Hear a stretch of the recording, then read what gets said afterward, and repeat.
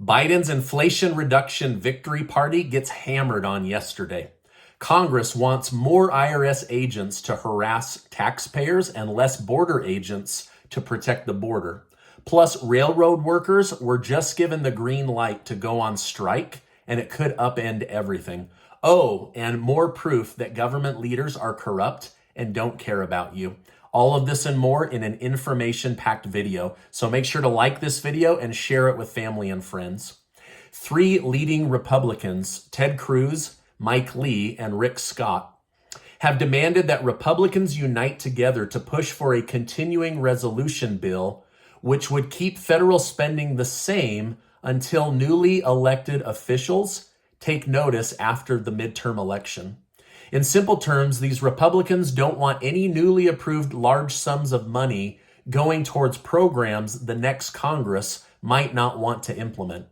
For example, if Republicans take control of the Senate next year, Republicans are promising that the funding for the 87,000 new IRS agents would be rerouted and put towards hiring more border agents. They argued that this would be in line with the will of the American people. However, some could argue that the people have spoken based on who they elected. And right now, Democrats have been elected, and Democrats want more IRS agents and less Border Patrol agents. So I'd be interested to hear from you.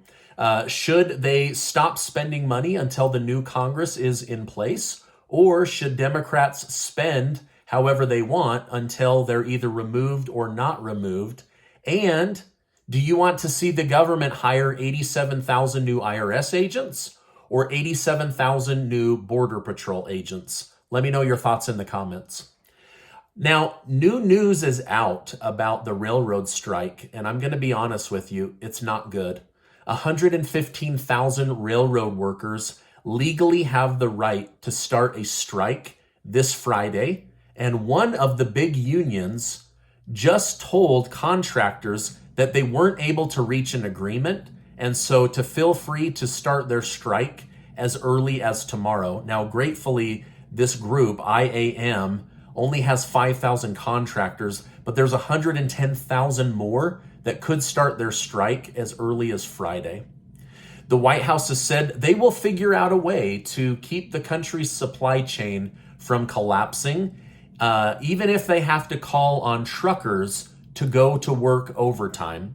However, many truckers are already working overtime while at the same time paying $5 a gallon or more for diesel. So the White House's plan B to activate the other group that's fed up, overworked, underpaid, and paying through the nose might not be the best solution. But right now, this is the only solution the White House and Pete Buttigieg of the Transportation Department has come up with. The Biden administration preemptively planned a celebration to celebrate the Inflation Reduction Act and invited musician James Taylor to perform at the White House. But critics say that this celebration is way too early, and the Federal Reserve was expecting inflation to drop, but instead it got worse. When Biden was asked about the shocking reversal of news and direction, he stated, "I think it's going to be fine." So many are now saying that Biden is being carelessly optimistic with no real plan in place to fix the country. But I don't know. Let me know. What do you think? Should they have celebrated at the White House reducing inflation when the Inflation Reduction Act doesn't actually reduce inflation, and inflation actually went up? And that's not even including the higher gas prices that might be coming our way this fall and winter. And did you know that CNN, MSNBC, and Fox News all cut their live broadcast feed of President Biden speaking and calling inflation reduction a victory? They actually cut from it, and most of them said, this doesn't feel like a victory. This feels like another month of people having to come out of pocket even more. So even far left like MSNBC and CNN cut off the president and basically critiqued him by saying, listen, this is not a victory. You should not have been having a victory party. Now, the stock market crashed on this news. So the stock market is more in line with the fears of the American people. And based on the CPI going up on the core data, the Dow Jones had a decline of 1,200 points, or almost 4% drop in one day. The S&P 500 did drop 4.3%, and the NASDAQ dropped 5.1%. These are huge drops for a single day. And it wasn't just bad for stock indexes. This was the worst day for stocks in 2022. As I stated in yesterday's video, this marks 27 months in a row of inflation being higher than the American people can bear. That's over 2 years of out of control prices. So, I know you guys are living through this, but this is the data that's in the news today. Now, this is what is called gaslighting, where someone or a group tells you long enough that your ideas are wrong to the point where you either feel crazy or you start accepting the other person's opinion. So we're being told over and over again in the media, through victory parties, through speech after speech after speech, that we have a victory on inflation. And yet in the real world, we put gas in our car, groceries in our basket, pay our heating bills, and we go, how's inflation coming down? I just don't see it in my wallet, right? This is gaslighting to the extreme. Now, a new report out shows next year, beyond all the goodies and help and posh hotel stays illegal immigrants have been given, U.S. tax-paying citizens will be on the hook for an additional $20 billion a year to keep these illegal immigrants taken care of until they can be given a legal pathway into citizenship. Now, I don't have anything against illegal immigrants, except for they shouldn't be here, number one. And number two, they're taking away billions or tens of billions of dollars in resources to the American people that front the tax money. So that's my beef, right? Now, to help you understand how big this is, the government could instead give every military veteran $50,000 in cash. But, we can't take care of the brave men and women that risk their lives to save this country, to defend this country, to defend democracy with a gun and not just at a pulpit in Washington, D.C. They could also send every American family, rich or poor, $410 in groceries. This amount of money could hire 315,000 new policemen or Border Patrol agents, which would lower crime and make our borders safer. They could also hire 330,000 new teachers while we're having a massive teacher shortage.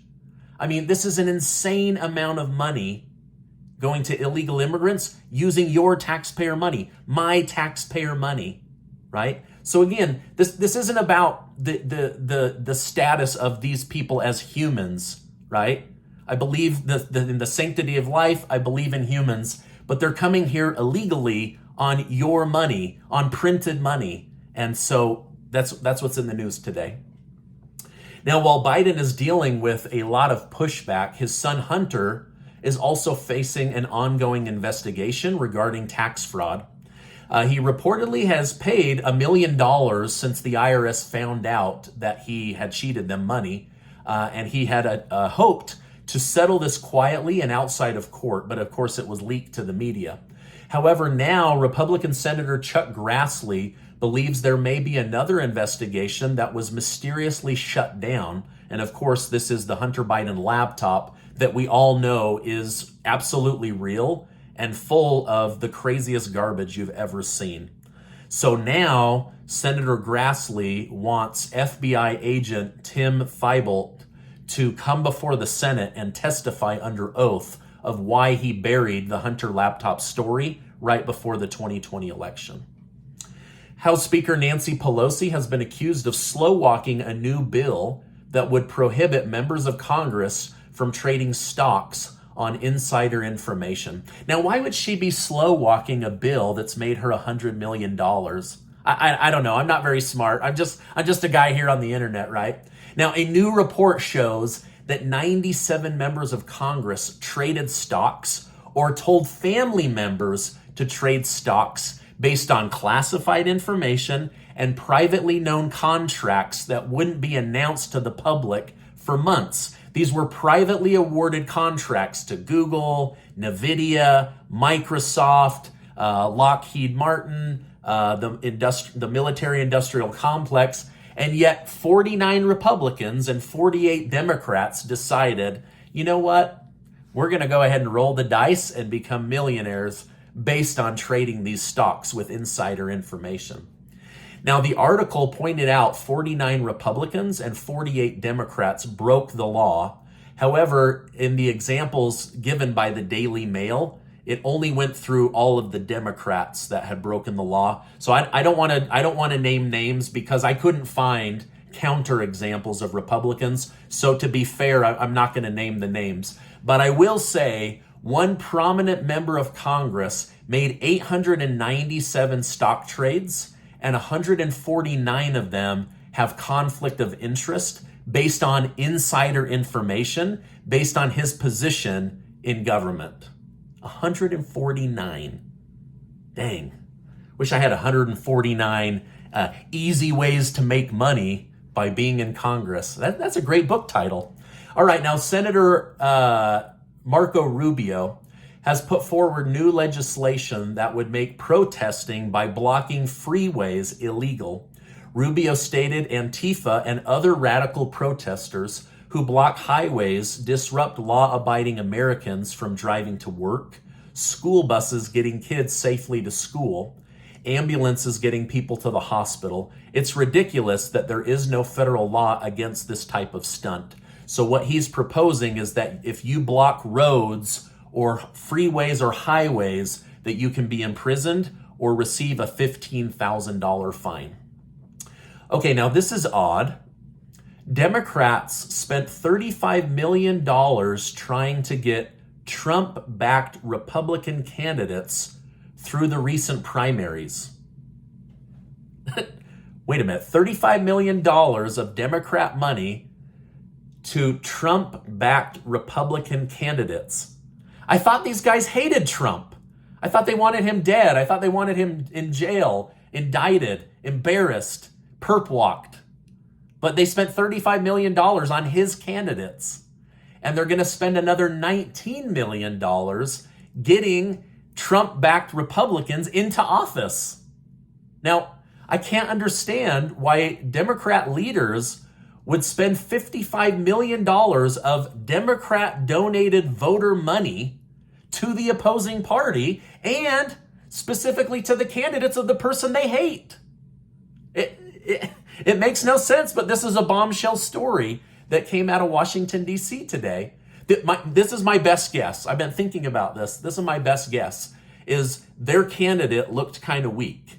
So then they instead of throwing money at him or her, they threw money at the Trump-backed person to get them through so that later they can demonize that person and try to make their candidate look better and win the vote. That's the only thing I can think of. Otherwise, why would you take precious donor money from your party and then throw it at the other party's person? I don't know. I don't know. But if I had donated money to a party and they did that, I would be pretty irritated. But I guess this is why I've never donated one dime to a single political candidate and probably never will. All right, now this is my update for today. As I know more, I will definitely come on and share more with you. Hey, take 20 seconds to go sign up to be one of the 20 winners of the $6,000 giveaway that Casey and I are doing thanks to generous video sponsors. And I'll make sure to leave a link below.